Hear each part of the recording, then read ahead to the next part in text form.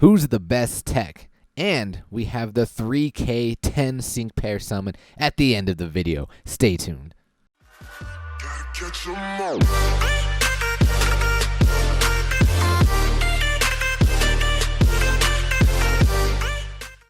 What's good? It's your boy Rico. Welcome back to another episode of Pokemon Masters. And today's episode, I'm kind of excited because we're going to be talking about the tech roll. And I only have, if you guys see, 1, 2, 3, 4, 5, well, 6 techs.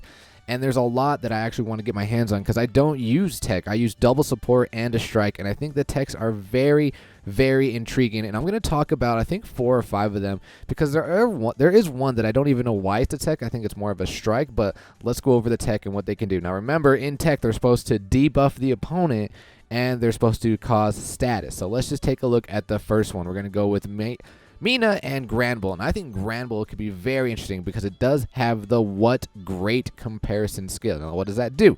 Raises the user's stats by the same amount that the target stats have been raised. If you guys seen my previous videos, you know exactly what I do. I buff all of my pairs before I even attack. So if you're going up against an opponent that buffs all of their pairs, or I guess in the story mode or in training, then you can use the what great comparison, and your stats are going to be equally as raised.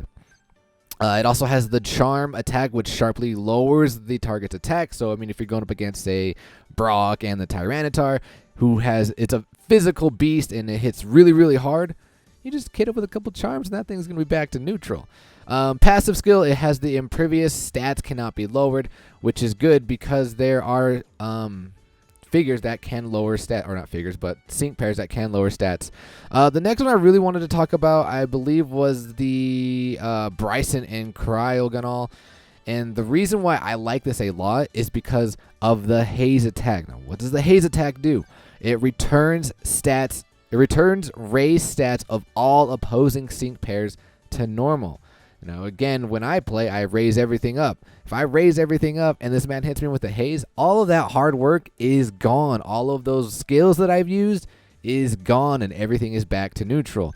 Stone Cold Endurance, what does that do? Sharply raises the user's special defense, makes the user able to endure the next hit. So, I mean, it's not really that special defensively, but it's going to raise it. You hit it, you use it twice, and it endures attack. So, I mean, it's not that bad.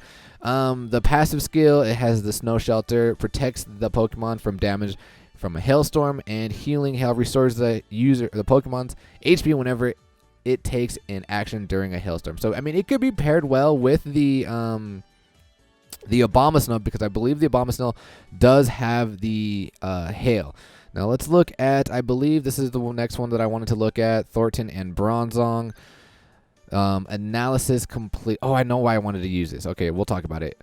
Raises the user's defense and special defense, makes the user resistant to the type of the last move it was hit by. Now, imagine you were hit by something with AoE, something that spreads. I mean, that's what most people are going to do, I believe. But then you're going to become resistant to it after you are buffing your defense and special defense. Or if you were hit by your weakness, which is a fire type, if you run the analysis complete, you're now going to resist fire, and it could just be a tank.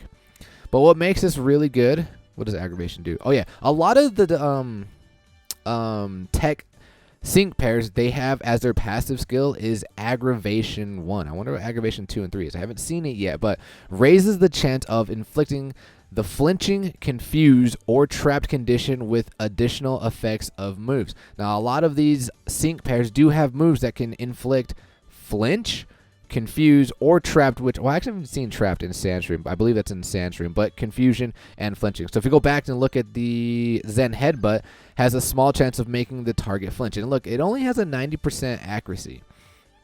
But there are other attacks, or there are other sync pairs that raises the, right here, telekinesis, makes the target unable to evade the attack. So you run telekinesis, then you go Zen Headbutt, you're going to have a good chance at making the opponent flinch. So that's why I think Bronzong and Thornton are pretty good.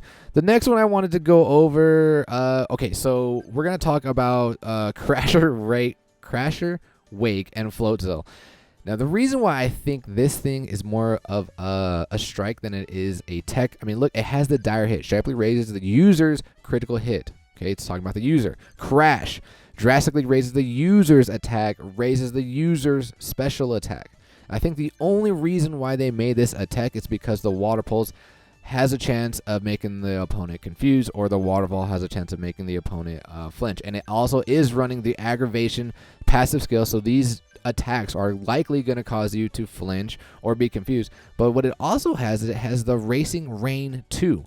Quickly charges the move gauge when the weather is rainy. So if you guys don't have Rosa, I mean, you're gonna get Rosa through the story, but if you're not running Rosa or need to find something other than Rosa that replaces like the time to energize and has the 3 bars, Racing Rain might be a good one because there is another Pokemon, or there is another Sync Pair that you can pair it with.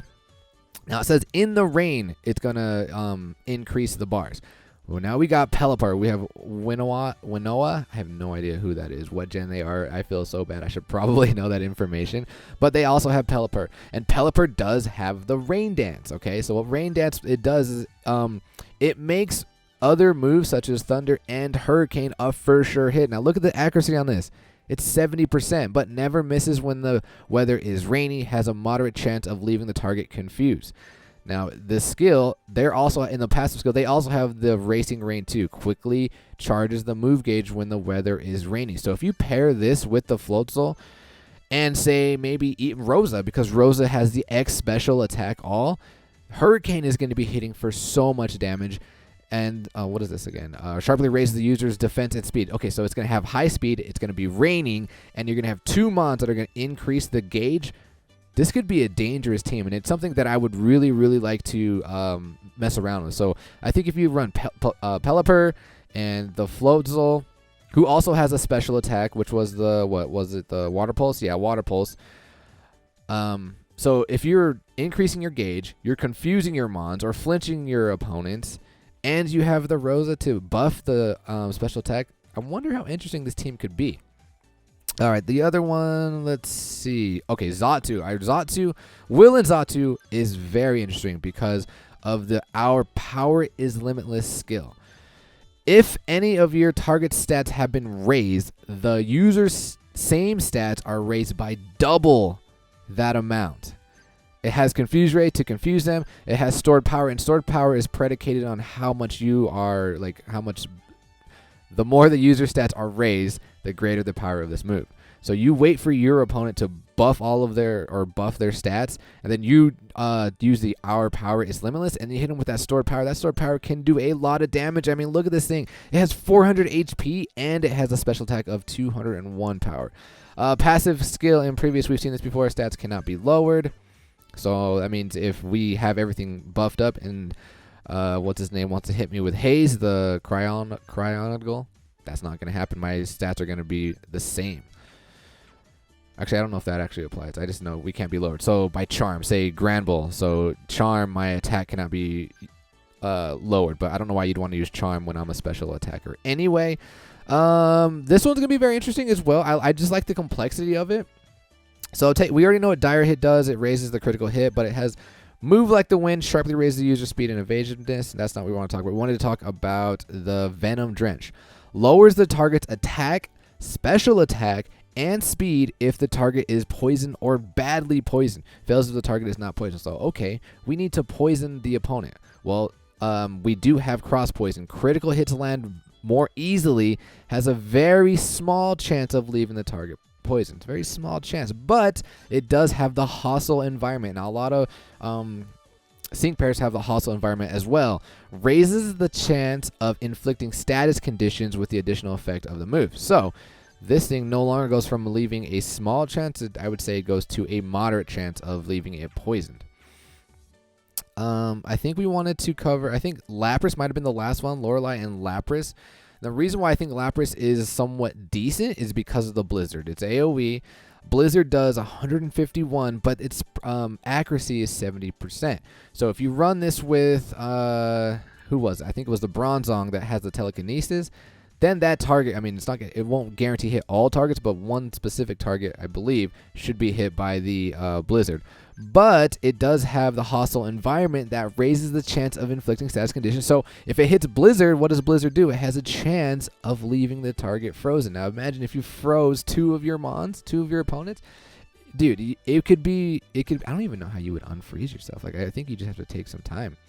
But it also does have the brace yourself. The lower the user's HP is, the more this move raises the user's defense, makes the user gradually heal itself. So I think the most intriguing ones out of the two are definitely Xatu and Granville. And then these two, I think they're just very interesting together, so that's something I want to try. And then the Bronzong is definitely going to help you with hitting your attacks. So what do you guys think are the best tech sync pairs? Please let me know in the comments below. But what we're going to do now is we have 3,000 gems. We're going to be doing the 10 sync pair scout. Now, there are things that I'm going to be looking for. Like I said, I want to test out the water team, the Pelipper, and the Floatzel. Here's a look at what we can get. I mean, obviously, I do want the 5 stars. Karen would be nice. I kind of want the Roserade because Roserade looks like it can hit pretty hard. We already have the Bronzor. Xatu would be nice. Aegislash is kind of interesting. Even though we didn't really go over Aegislash, it can hit hard and it's really defensive just by the different stat changes. I don't know. For me, I like more of the AoE types, but it would be fun to run. I do want to do the Clawitzer because that mon looked interesting when I looked at it. It can hit pretty hard. The Floatzel, we already talked about that. And Granville. Cryo Ganahl. Pelipper, we talked about that. So that's what I'm looking for. I mean, like I said, obviously... Thought I heard something. Obviously, the 5 stars. So we'll jump right into these pulls. And if we don't get them, I might reconsider, or I might consider re-rolling. Like, the game is going to be out in approximately 30 days for iOS, and right now I'm on Android. I am an iOS user, so I heard that you can transfer your account, so I actually might, if we don't get anything good here, I might just start re-rolling until I get things that I want. I mean, we have a full month to try and get some good stuff. So here we go. We are going to do the 10 sync pairs. Let's see if we can get anything good. Please give me 5 stars. Please give me the decks, or no, the figures that I want to run. Come on, RNG. Let's go. First one.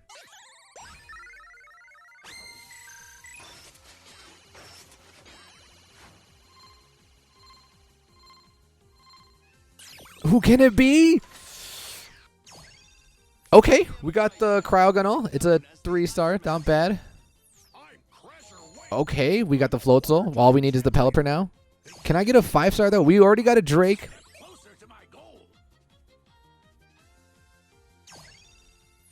I don't want you.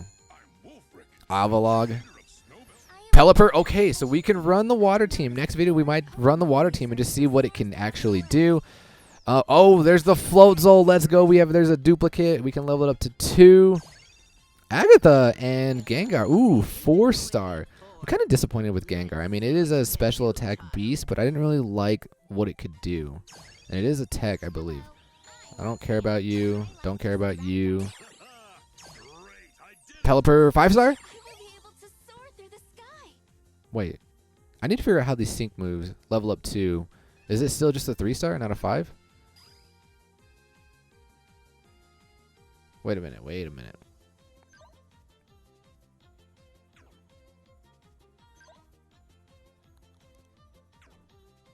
I don't know much about how like these stars work, but okay. So we didn't really get any 5-star. We did get the Agatha.